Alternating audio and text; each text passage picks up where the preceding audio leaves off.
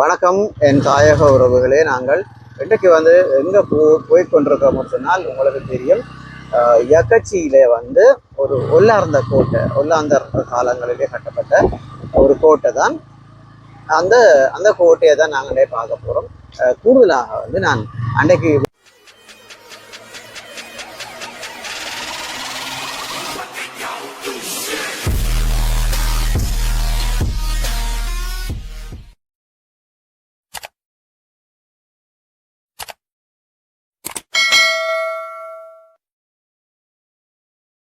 வேறு ஒரு தேவைக்காக இந்த இடத்திலே குசேனியோட கோட்டை இந்த இடத்துல இருக்குது எங்கே என்று சொல்லி கேட்டால், இந்த இடத்துல இருக்கிறவர்களே எங்களுக்கு தெரியாது என்றுதான் பதில் கூறினார்கள்.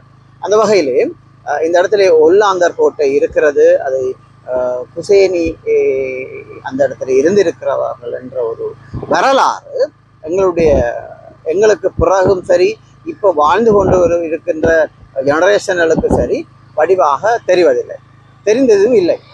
ஆனபடியாலே முதல் நாங்கள் எங்களிடத்தில் இருக்கிற சில முக்கியமான வரலாறு சிறப்புமிக்க அம்சங்களை பார்வையிடுவதை விட்டு வேறு இடத்தில் இருக்கிறதுகளை நாங்கள் நாடி செல்கிறதை இப்போது நாங்கள் காணக்கூடியதாக இருக்கிறது. அந்த வகையிலே தற்போது நாங்கள் ஏனையின் வீதியாலே அதாவது ரீச்சாக்கு திரும்புகின்ற பாதையாலே திரும்பி சென்று ரீச்சாவுக்கு செல்லாமல் நேரடியாக புல்லாவளிக்கு செல்லும் பாதையாலே நாங்கள் இப்போது நகர்ந்து கொண்டிருக்கின்றோம். ஒரு குறிப்பிட்ட தூரத்துக்கு பிறகு கிட்டத்தட்ட 2 கிலோமீட்டர் 4 கிலோமீட்டர். உங்களுக்கு எல்லாருக்குமே தெரியும், அந்த குவேனி இந்த இடத்துல தான் ரங்கின கோட்டை என்று சொல்லி வரலாறுகள் கூறப்படுகிறது. இதனுடைய வரலாற்று சுருக்கத்தை கட்டாயம் நீங்கள் இந்த வீடியோவிலேயே காணலாம். நாங்கள் இந்த வரலாற்று சுருக்கத்தை நாங்கள் இந்த காணொலியிலே நாங்கள் தர இருக்கின்றோம். தற்போது இந்த கோட்டையானது எப்படி இருக்கிறது, எங்கு இருக்கிறது, எந்த பிரதேசத்தில் இருக்கிறது என்பது எங்களிலே பல பேருக்கு தெரியாத ஒரு கேள்வியாக இருக்கிறது. நாங்கள் இன்று அதை நிவர்த்தி செய்யும் முகமாக அந்த காணொலியை பதிவேற்ற இருக்கின்றோம்.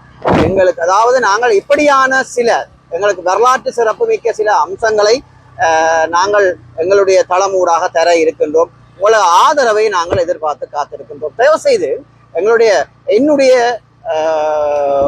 யூடியூப் தளம், அதாவது ரஜி விலாக் யூடியூப் பிளாக்கை ஃபாலோ பண்ற அல்லது பின்தொடர்கின்ற என்னுடைய பாசத்துக்குரிய உறவுகள் உங்களுக்கு எங்கேயாவது தெரிந்து எங்களுடைய பாரம்பரியங்கள் ஏதாவது இருந்தால் கட்டாயம் என்னுடன் தொலைபேசி ஊடாக தொடர்பு கொண்டு என்னிடத்திலே இது இருக்கிறது, இது ஒரு வரலாற்று சிறப்பு மிக்கது, அதை தயவு செய்து எல்லாருக்கும் தெரியப்படுத்துங்கள் என்று சொல்லி சொன்னால் கட்டாயம் நானும் என்னுடைய குழுவினரும் சென்று அதை பார்வையிட்டு அதை காணொலியாக்க பின்னிக்க மாட்டோம் என்பதை இந்த இடத்திலே கூறி செல்கிறோம். என்னுடைய அன்பு உறவு, என் தாயக உறவுகளே, நான் உங்கள் ஆர்கே ரஜி. இன்னைக்கு எங்க நிக்கிறோம்னு சொல்லி சொன்னால் உங்களுக்கு தெரியும், இது ஒரு வரலாறு சிறப்பு மிக்க இடத்துல இருக்கிறோம். ஒல்லாந்தர் கோட்டை என்று சொல்லப்படுகிறது. அதை விட குவேனி இறங்கிய குவேனி தங்கிய கோட்டை என்றும் சொல்லப்படுகிறது இந்த இடத்துல. அதாவது சில பேர் சொல்லுவார்கள் சிங்கள மன்னர்களுடைய இளவரசிகள் என்று சொல்லி.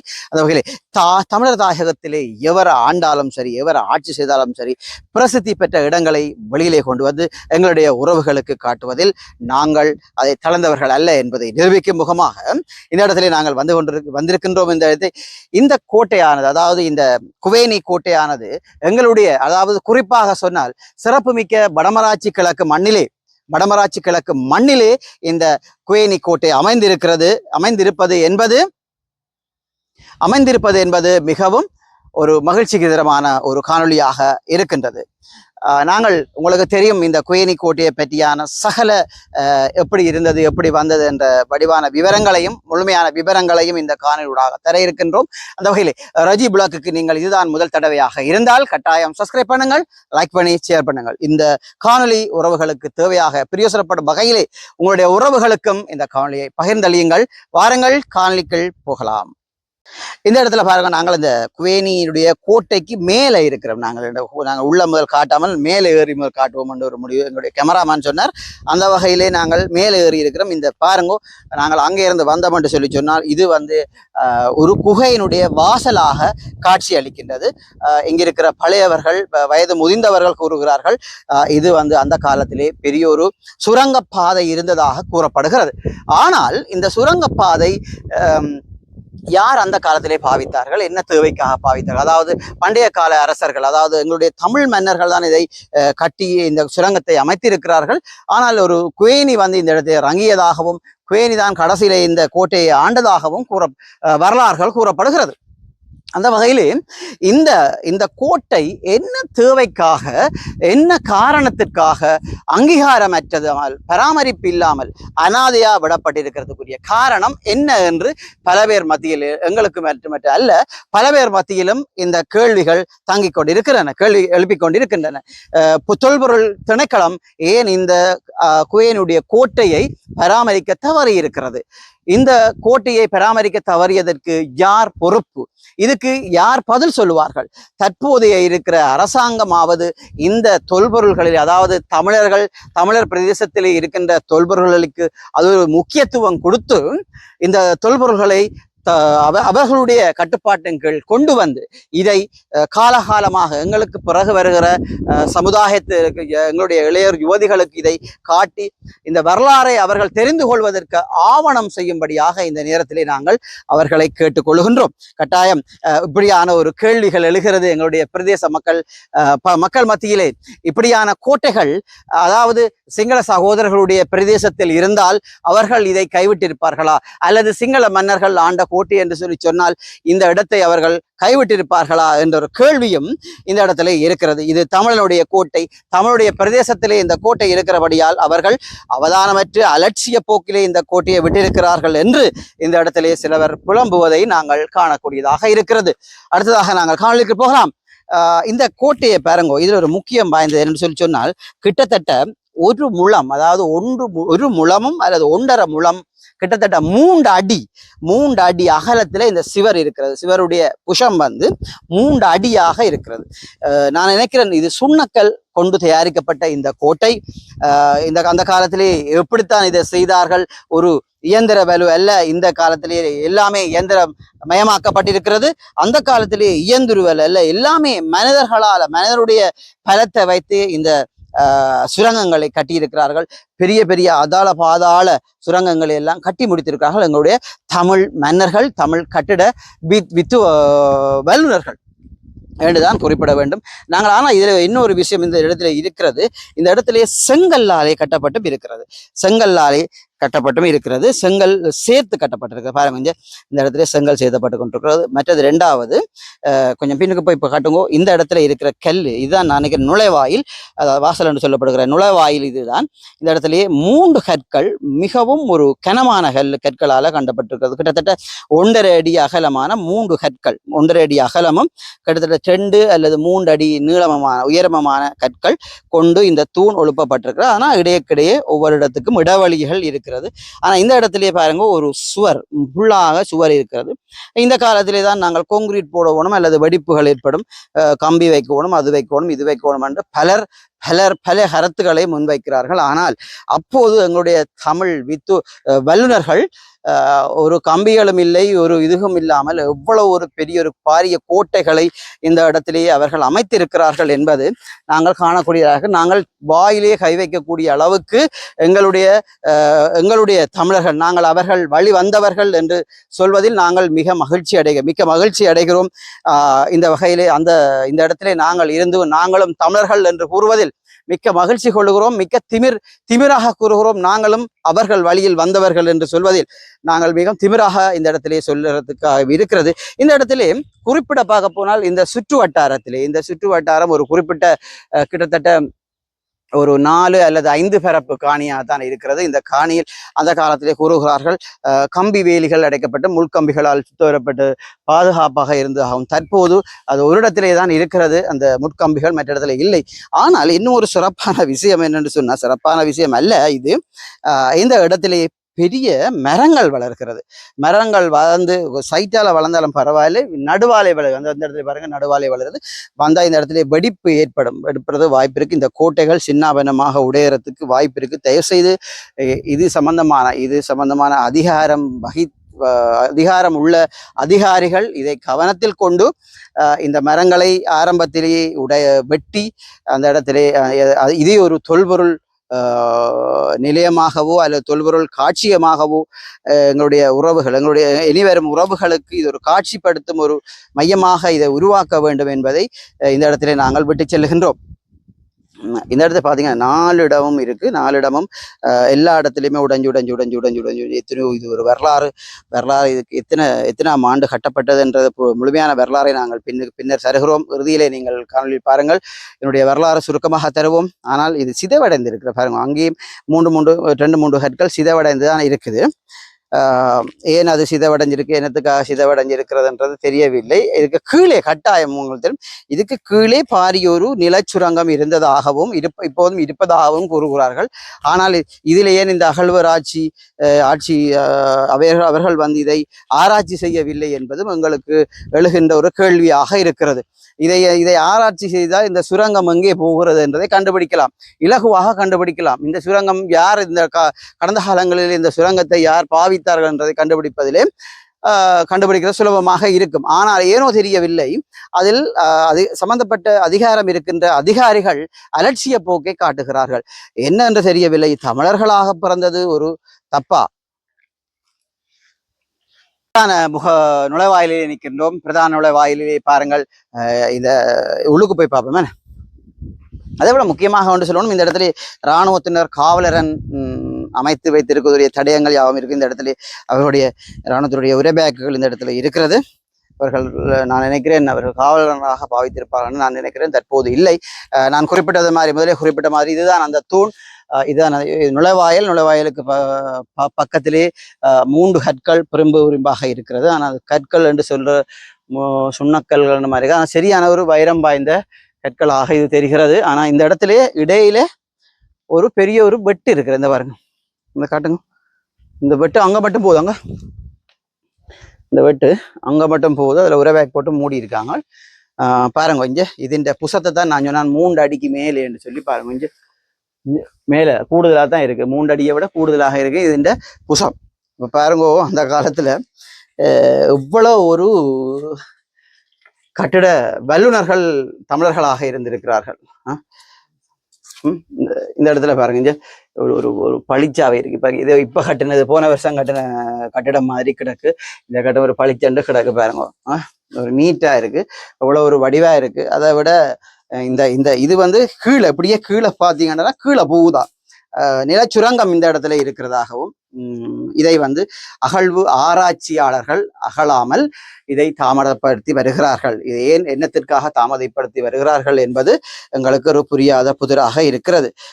தற்போது பாருங்க, இந்த இடத்துல அந்த காலங்களிலே எங்களுடைய தமிழ் மன்னர்கள் ஆண்ட கோட்டை தற்போது ஒரு சிலந்திகளாலே சூழப்பட்டு சிலந்திகள் குடிகொள்ளும் ஒரு கூடாரமாக இது காட்சி அளிக்கிறது. இந்த இடத்திலே நாங்கள் அறிகிறோம், தொல்பொருள் திணைக்களத்தினர் இந்த இடத்தை அவதானமற்று அல்லது அலட்சிய போக்கா விட்டதால் இந்த இடத்திலே பல அதாவது சட்டத்துக்கு மீறிய செயல்கள் இந்த இடத்திலே நடப்பதாகவும் இந்த ஊர்வாசிகள் கூறி வருகிறார்கள். பல பேர் மதுபோதை அருந்துவதாகவும் கூறுகிறார்கள்.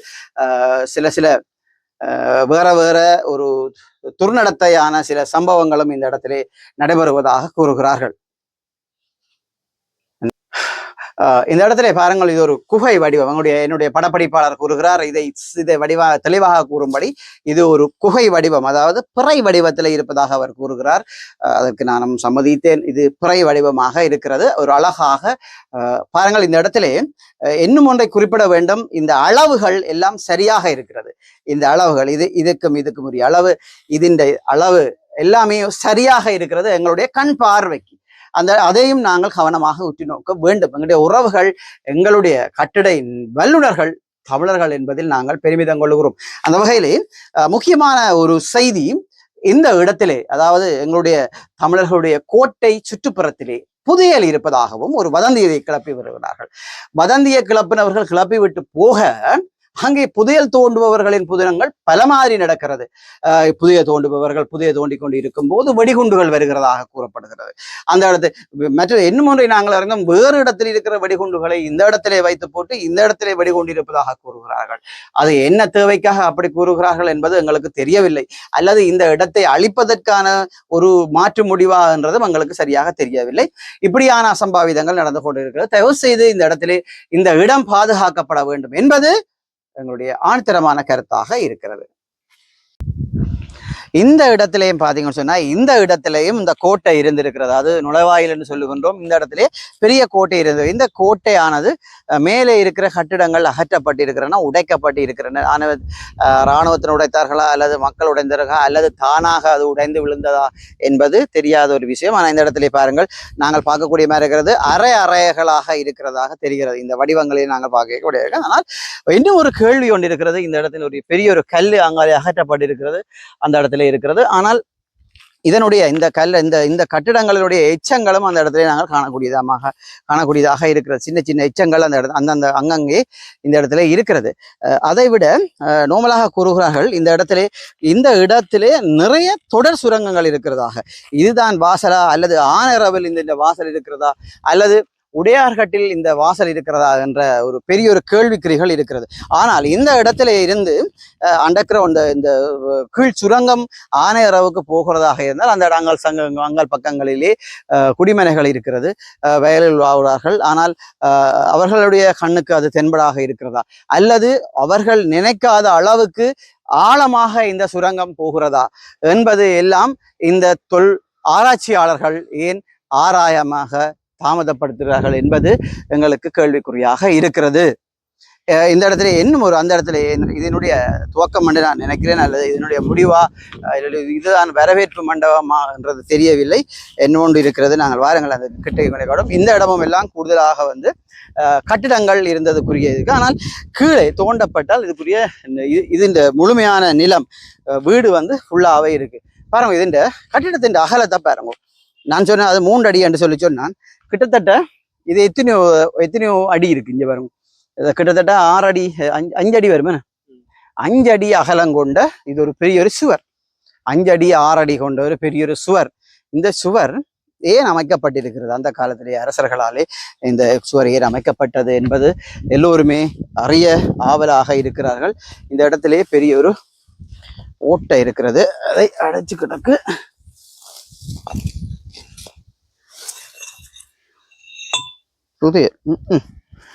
பாருங்க, இந்த ஓட்டை அங்கால போயுது, அங்கால முடியுது. நடுவால மரம் வர்றதால அதை வெடிச்சு கொஞ்ச நேரத்தால இதாண்டிடும்.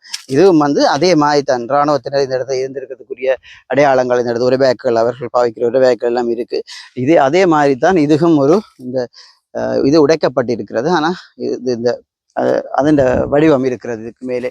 வாங்க, இந்த இடத்துல இராணுவத்தில் இருந்திருக்கார்கள் என்றால் அவருடைய உரைபேக்குகள் இருக்கு. காவலர் அமைத்ததுக்குரிய தடயங்களும் இந்த இடத்துல இருக்கிறது.